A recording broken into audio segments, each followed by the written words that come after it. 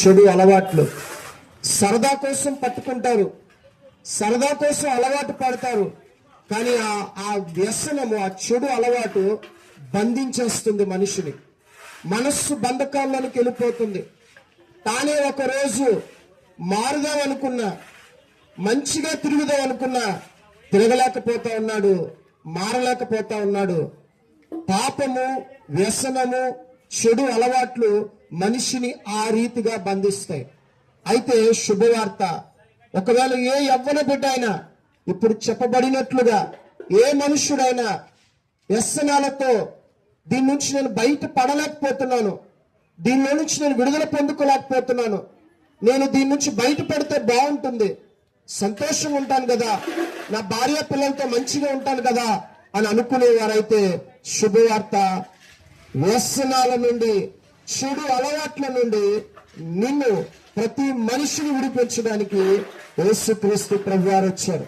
ఆయన చెప్తున్నారు, నశించిన దానిని, నశించిన వ్యక్తిని, పాడైపోయిన వ్యక్తిని, పతనమైపోయిన వ్యక్తిని, పాపములో కూరుకుపోయిన వ్యక్తిని, మనశ్శాంతి లేకుండా తిరుగుతున్న వ్యక్తిని, జీవితము చెడిపోయింది, నేను ఇంకా బ్రతకడం వేస్ట్, వ్యర్థమని అనుకుంటున్న వ్యక్తిని వెదికి వెదికి వెదికి రక్షించడానికి నేను వచ్చానని యేసుప్రభువు వారు చెప్తున్నారండి. ఏం చేశారు ఆయన అంటే, ఆ పాపముతో ఉన్న మనిషి కొరకు తన సొంత రక్తాన్ని, తన పరిశుద్ధ రక్తాన్ని, పాపములే పవిత్రమైన నిష్కలంకమైన రక్తాన్ని ఒక గొర్రె పిల్లను బలి ఇచ్చినట్లుగా, గొర్రె పిల్లగా లోక పాపములను మోసుకొని పోయిన, ప్రతి మనుషుని పాప శాప భారాన్ని భరించిన యేసుక్రీస్తు ప్రభు గొర్రె పిల్లగా శిలువలో ప్రాణం పెట్టారు. ఆయన చనిపోయి మాత్రమే ఉండిపోలేదు, మూడవ దినమున తిరిగి లేచిన పునరుత్థానుడు, మృత్యుంజయుడు ఆ యేసు ప్రభు ఇప్పుడు రెండు చేతులు చాపి పిలుస్తున్నాడు. నీ జీవితం పడి చెడి ఉందా? నీ బ్రతుకు చెడి ఉందా? ఇదిగో నీకు నాలో నూతన జీవితాన్ని నేను కలుగు చేస్తాను.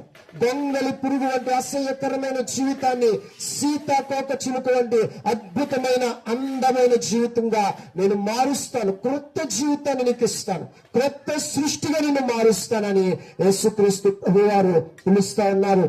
ఏంటి, ఈనాడు ఎంతో మంది యేసు ప్రభువుని నమ్ముకొని డ్రగ్స్ చేత పీడింపబడిన వారు, డ్రగ్స్ కి అలవాటు పడిపోయి చావు బ్రతుకుల మధ్యకి వెళ్ళిపోయిన వారు, మందుకి బానిసలు అయిపోయిన వారు, వ్యభిచార దాహానికి, కామ దాహానికి బానిసలు అయిపోయిన వారు, ఎంతో మంది జీవితాలు ఈ రోజు యేసుక్రీస్తు ప్రభువుని నమ్ముకొని మార్చబడ్డారు.